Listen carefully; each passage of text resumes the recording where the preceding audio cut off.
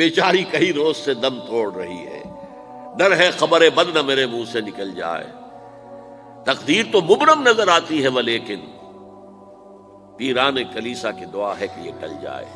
تو پہلی بات میری ختم ہوئی، عالمی نظام خلافت دنیا کی تقدیر مبرم ہے، ہو کر رہے گی، اس میں کسی صاحب ایمان کو کوئی شک، کوئی شبہ، کوئی ریب نہیں ہونا چاہیے۔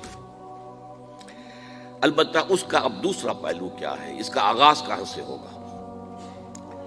پہلی بات تو یہ، ہمارے بعض لوگوں کے ذہنوں میں، سادہ دل لوگ وہ سمجھتے ہیں کہ پوری دنیا میں ایک ہی دفعہ آ جانی چاہیے، یہ کوئی علاقائی خلافت تو نہیں ہو سکتی، خلافت تو عالمی ہوتی ہے۔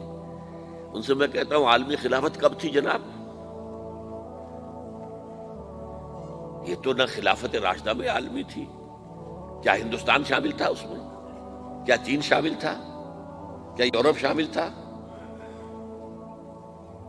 اور پھر جو خلافت کے نام سے جو ملوکیت چلی ہے وہ بھی صرف آپ دور بنو امیہ میں کہہ سکتے ہیں کہ وہ پورا عالم اسلام کم سے کم اس کے تحت تھا۔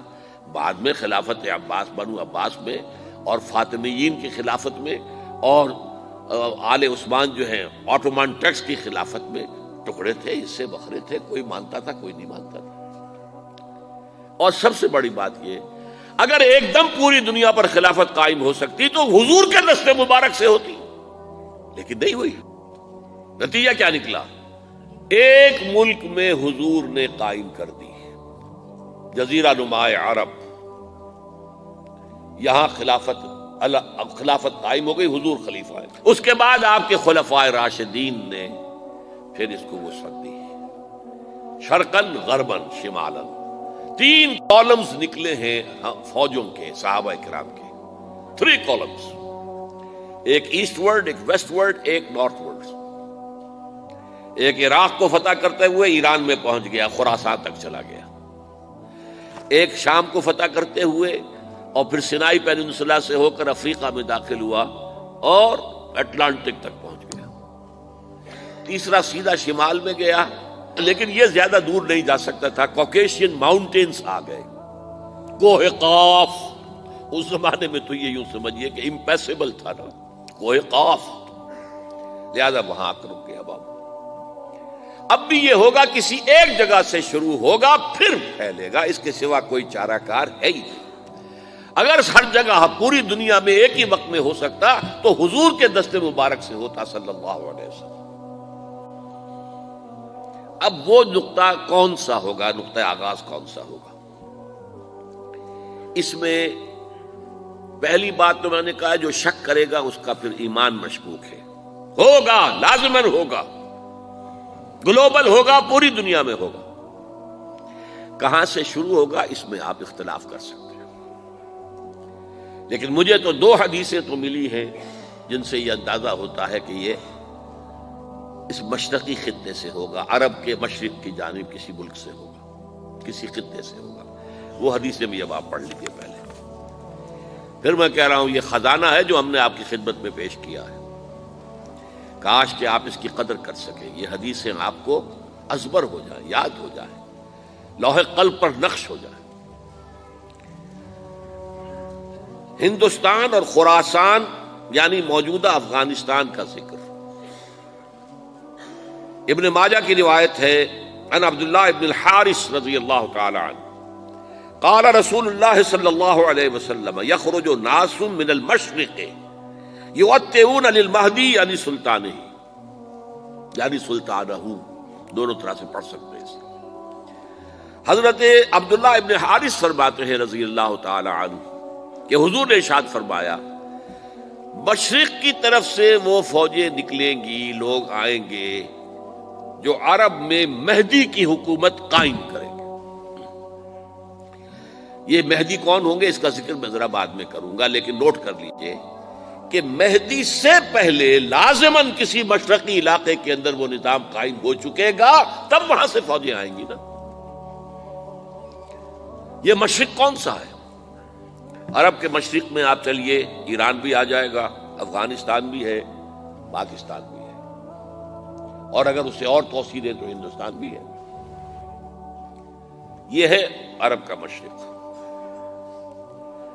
اس سے فوجیں جائیں گی، اس کا کیا مطلب ہے کہ اس میں سے کسی جگہ پر نظام خلافت پہلے قائم ہو جائے گا، تاکہ وہاں سے فوجیں جائیں گی جو جزیرہ نما عرب میں حضرت مہدی کی حکومت کو قائم کریں گی۔ اب دوسری حدیث سنیے، یہ سنن ابن ماجہ کی حدیث تھی جو میں نے آپ کو سنائی، آپ نے پڑھی۔ دوسری، عن ابی ہریرہ رضی اللہ تعالی عنہ، یہ ترمذی شریف کی روایت ہے، قال قال رسول اللہ صلی اللہ علیہ وسلم یخرج من خراسان رایات سود لا يردها شیء حتی تنصب بایلیا، خراسان کے علاقے سے سیاہ جھنڈے لے کر فوجیں آئیں گی، ان کا رخ کوئی موڑ نہیں سکے گا، ان کو پیچھے پھیر نہیں سکیں گے کوئی بھی، یہاں تک کہ وہ یروشلم میں جا کر جھنڈے نصب کر دیں گے۔ ایلیا حضور کے زمانے میں یروشلم کو کہتے تھے، یہ یروشلم تھا جب حضرت سلیمان کی حکومت تھی، اور یہاں پر معبد سلیمانی، ہیکل سلیمانی قائم ہوا، پھر یہ یروشلم ہی رہا ہے تاریخ میں، یہاں تک کہ سن 70 عیسوی میں جب ٹائٹس رومی جنرل نے اس کو گرایا، ختم کیا، سیکنڈ ٹیمپل گرا دیا، اور یہاں سے یہودیوں کو کہا نکل جاؤ یہاں سے، کوئی یہودی باقی نہیں رہا، تب بالکل تہو بالا برباد کر دیا۔ اس کے کوئی 150 سال بعد ہیڈریان، رومن ایمپرر ہیڈریان، اس نے پھر دوبارہ آباد کیا اس شہر کو۔ 150 سال تک یہ بالکل بنجر اور بالکل غیر آباد پڑا تھا۔ اب ہیڈریان نے جب آباد کیا تو اس کا نام ایلیا رکھا، اب یروشلم نام نہیں تھا، تو حضور کے زمانے میں پھر اس کا نام ایلیا تھا۔ اور اب اس سے کیا معلوم ہو رہا ہے کہ یہ یروشلم مسلمانوں کے قبضے سے اس وقت نکلا ہوا ہوگا، ایک دفعہ پہلے نکلا تھا، سن 1099 عیسوی میں مسلمانوں کے ہاتھ سے نکلا، کروسیڈرز عیسائیوں نے آ کر اس کو قبضے میں کیا، لاکھوں مسلمانوں کو مارا، قتل کیا۔ اس کو 1187 عیسوی میں واپس لیا ہے، کس نے لیا ہے؟ صلاح الدین ایوبی کرد۔ عرب کھوکھلے ہو چکے تھے، عربوں نے کھویا، واپس نہیں لے سکے، بہت حکومت کر چکے تھے، 400-500 برس کی حکومت کر کے، اور ان کے عیش اور ان کے آرام، اب ان میں جان نہیں تھی کہ وہ واپس لے سکے۔ واپس لینے والا گرم کرد خون تھا، صلاح الدین ایوبی۔ تو گویا کہ اب آپ سمجھئے کہ 88 برس تک عیسائیوں کا قبضہ رہا یروشلم پر۔ اب 1967 میں یہودیوں نے قبضہ کیا ہے، اور اب 38 برس تو ہو گئے، 88 نہیں تو 38 برس تو ہو گئے ہیں، لیکن وہ دور آئے گا کہ اب پھر لیں گے، لینے والے عرب بھی نہیں ہوں گے، خراسان کے علاقے سے فوجیں آئیں گی۔ یہ خراسان کیا تھا؟ ایلیا تو میں نے آپ کو بتا دیا، یروشلم کا نام ہے۔ خراسان اس زمانے میں ایک بہت بڑے ملک کو کہتے تھے، کچھ حصہ پاکستان کا بھی اس میں شامل ہے، کچھ حصہ ایران کا بھی ہے، ایران کے اس حصے کو اب بھی خراسان کہتے ہیں، وہ ایک صوبہ ہے، خراسان ایک صوبہ ہے ایران کا چھوٹا سا۔ پاکستان میں خاص طور پر یہ جو علاقہ مالاکنڈ ایجنسی کہلاتی ہے، اس سے اوپر جتنا علاقہ ہے، اور یہ جو واخان کی ایک پٹی آتی ہے اوپر، واخان افغانستان کی ایک پٹی سی دم سی چلی آتی ہے جو جا کر چائنا کی سرحد سے مل جاتی ہے، یہاں سے لے کے یہاں تک یہ جو مالاکنڈ کا وہ درہ ہے اور پہاڑ ہے، یہ بھی خراسان کا حصہ ہے۔